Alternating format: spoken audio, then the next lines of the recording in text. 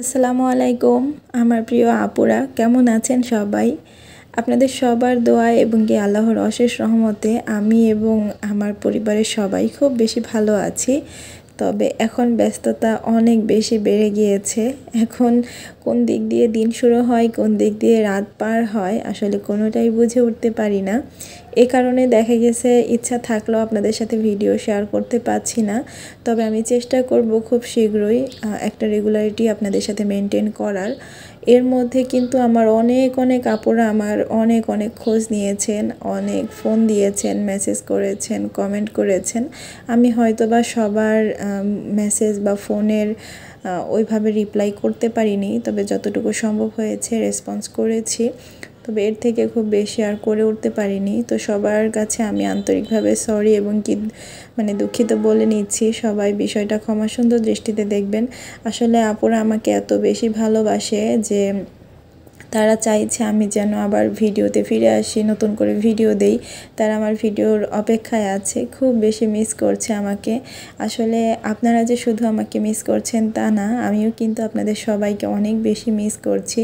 তবে আসলে নতুন করেই একটা নতুন রুটিনে পড়ে গিয়েছি, তো এটা মেনটেন করে উঠতে বা একটু ম্যানেজ করে উঠতে সময় লাগছে এই আর কি। সেই সাথে শরীর অসুস্থতারও তো একটা ব্যাপার আছে।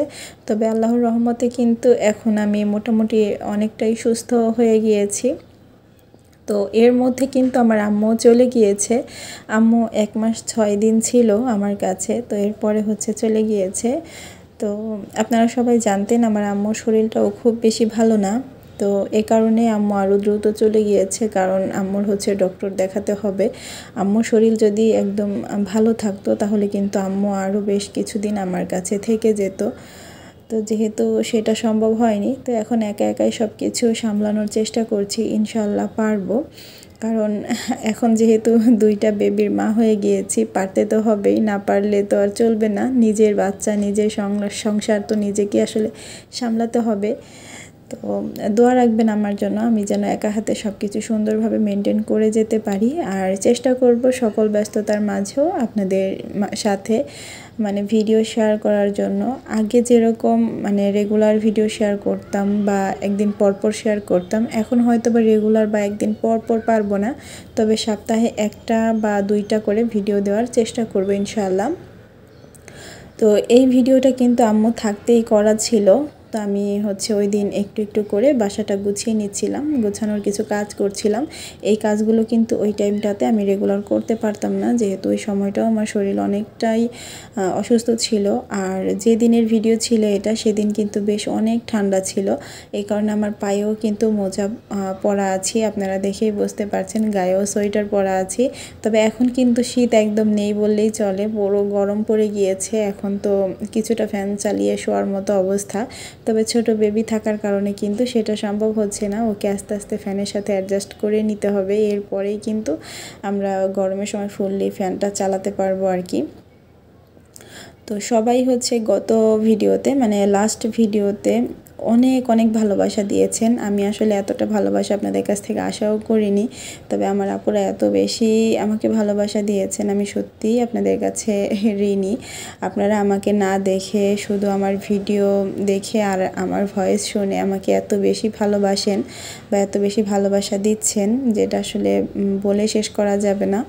আর গত ভিডিওতে যেহেতু আমি বাবুর আকিকা আপনাদের সাথে শেয়ার করেছিলাম, সেই ভিডিওতে কিন্তু আপনারা অনেকেই বাবুর নামটা জানতে চেয়েছেন। আমি যেহেতু ওই ভিডিওতে বাবুর নাম বলিনি, তো বাবুর নামটা আপনারা সবাই জানতে চাচ্ছিলেন। তো সবার উদ্দেশ্যেই বলে দিচ্ছি, বাবুর নাম রাখা হয়েছে সুবহানা ফরহাদ।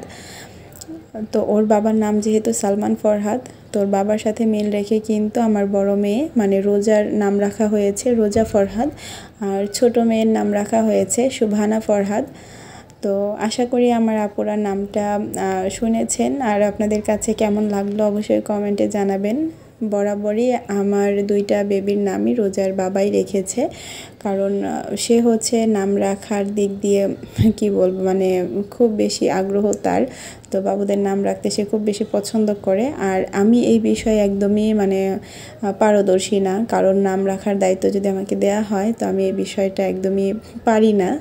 তো এই কারণে বড় মেয়ের সময়ও কিন্তু আমি বলেছিলাম রোজার বাবাকে যে সে যেন তার পছন্দ অনুযায়ী নাম রাখে। পরবর্তীতে রোজার নাম কিন্তু সেই রেখেছিল, যদিও রোজা জন্মের 4 বছর আগেই রোজার নামটা সিলেক্ট করে রাখা হয়েছিল।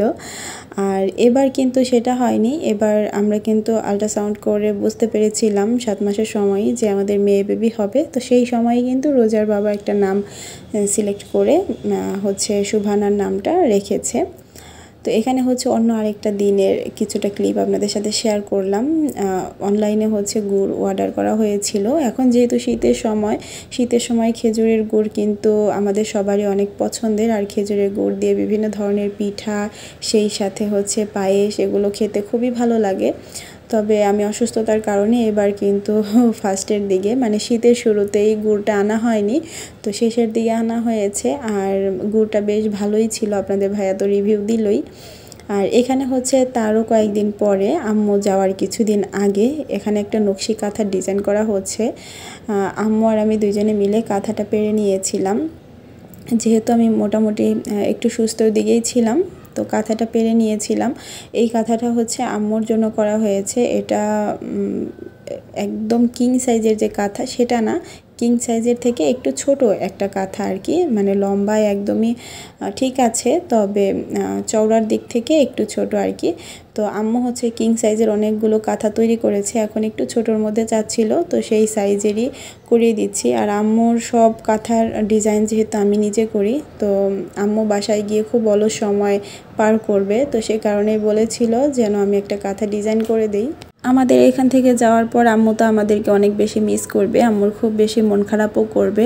তো যদি কোনো না কোনো কাজ নিয়ে আম্মু ব্যস্ত থাকে, দেখা গেছে আমাদের কথা একটু কম মনে পড়বে, সে কারণে আমিও আগ্রহ করে আম্মুকে কাঁথাটা পেরে ডিজাইন করে দিলাম, যাতে করে এটা বসে বসে সেলাই করতে পারে। আম্মু কিন্তু বেশ কয়েকটা নকশি কাঁথা সেলাই করেছে, তো আম্মুর ইচ্ছা আছে আরও কয়েকটা করবে।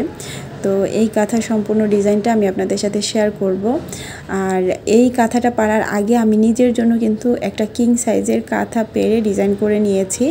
যেহেতু আমি বেশ কয়েকদিন সেলাই মেশিনে বসতে পারবো না, আর কাঁথা পাড়তে গেলে কিন্তু সেলাই মেশিনের বেশ কিছুটা কাজ থাকে, তো সে কারণে সেলাই মেশিনের কাজটা আম্মুকে দিয়ে করিয়ে, আর পরবর্তীতে যে কাজগুলো ছিল ওগুলো হচ্ছে দুইজনে মিলে করেছি। আর ড্রয়িংয়ের কাজ তো সম্পূর্ণ আমি নিজেই করি। তো আমারটা কিন্তু অন্য আরেকটা ডিজাইনে আমি ড্রয়িং করে নিয়েছি। ইনশাআল্লাহ নেক্সটে কোনো এক সময় আপনাদের সাথে শেয়ার করব। তবে আমি যেহেতু খুব বেশি কাজের মানুষ, আসলে বসে থাকা আমার কোনোভাবেই ভালো লাগে না।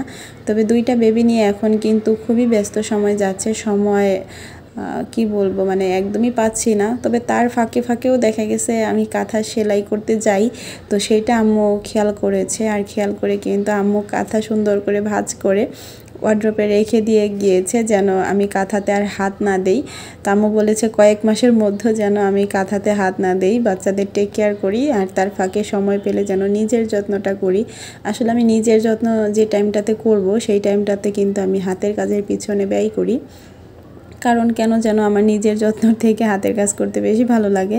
তবে এটা কিন্তু করা একদমই ঠিক না। তো ভেবেছি আম্মু যেহেতু নিজের হাতে তুলে রেখেই গিয়েছে, তো ওটা আর দ্রুত নামাবো না, কারণ বাবুরা আরেকটু বড় হোক, আর একটু ফ্রি টাইম যখন পাবো, নিজের শরীরটাও আরেকটু ভালো হবে, সেই সময় কিন্তু কাঁথাটা নামিয়ে নিজের জন্য সেলাই করব। যেহেতু বর্তমানে বিজনেসটা অফ আছে, তো টুকটাক শখের নিজের যে কাজগুলো আছে এই সময়গুলো করব, এই আর কি।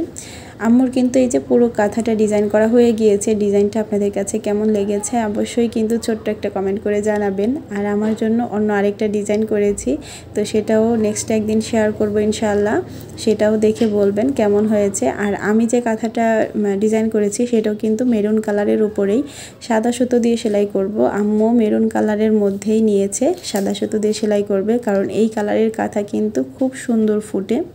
তো আমি চেষ্টা করছিলাম পুরো কাঁথাটা খুব সুন্দর করে আপনাদের সাথে শেয়ার করার জন্য, পুরো ডিজাইনটা ভালো করে ফুটিয়ে তোলার জন্য। কতটুকু পেরেছি জানি না। আমার লাস্ট ভিডিওতে আমার বেবি হওয়া নিয়ে আপুরা বিভিন্ন ধরনের প্রশ্ন আমাকে করেছেন। আমি নেক্সট ভিডিওতে ইনশাআল্লাহ সেই কমেন্টগুলো রিপ্লাই করব, আপনাদের সকল প্রশ্নের অ্যান্সার দেওয়ার চেষ্টা করব। তো সবাই আমার ভিডিও সঙ্গেই থাকবেন। আর আজকের ভিডিওটা কেমন লেগেছে অবশ্যই ছোট্ট একটা কমেন্ট করে জানাবেন। ভিডিওটি ভালো লাগলে একটি লাইক দিয়ে দিবেন, সেই সাথে আপনাদের যে কোনো মতামত কমেন্ট বক্সে জানাতে পারেন। সবাই ভালো থাকবেন। আল্লাহ হাফেজ।